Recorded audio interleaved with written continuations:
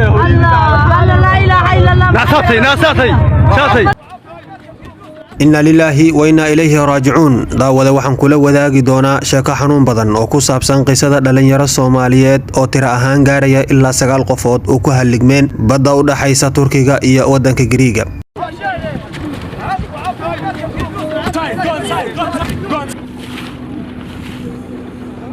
Koorintan noo galin mowduuceena waxaan idinka codsanayaa inaad subscribe saartaan channelka, muuqaalkana aad like saartaan.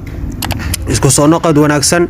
wararka ka imaanaya dalka Giriiga ayaa sheegaya in meedka ilaa 9 ruux oo la rumaysan yahay inay yihiin Soomaali tahriibayaal ah laga helay badda Lesbos ee dalka Giriiga. dhalinyaradan oo la muddo ilaa 5 cisho ah ayaa la xaqiijiyay inay ku geeriyoodeen kadib markii la sheegay inay soo heleen ciidanka booliska Giriiga.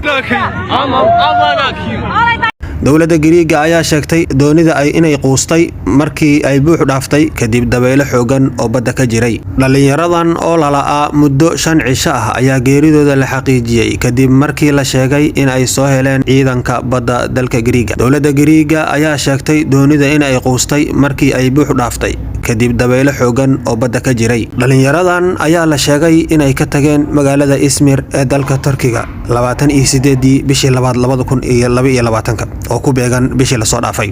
magacyada iyo sawirada 5 ka mid ah 9 dhalinyarada Soomaaliyeed ee la sheegay inay ku geeriyootay badda u dhaxaysa Turkiga iyo Giriiga ayaa la shaaciyay. dhalinyaradan oo ka soo jeeda dowladda gooni isku taaga Jamhuuriyadda Somaliland ayaa magacyadooda waxa ay kala yihiin Maxamed Mustafa Xasan, Cabdulla Maxamed Warsame, Ibrahim Axmed Bile, Aasiya Ciise Aadan iyo Muno aw Cabdi Ibrahim.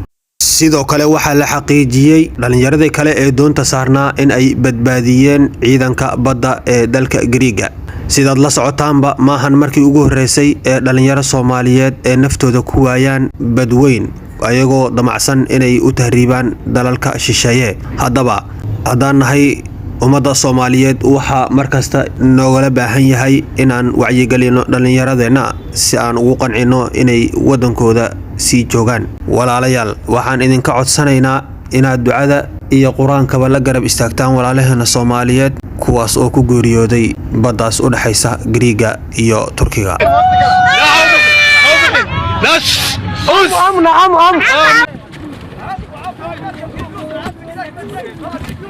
Go inside.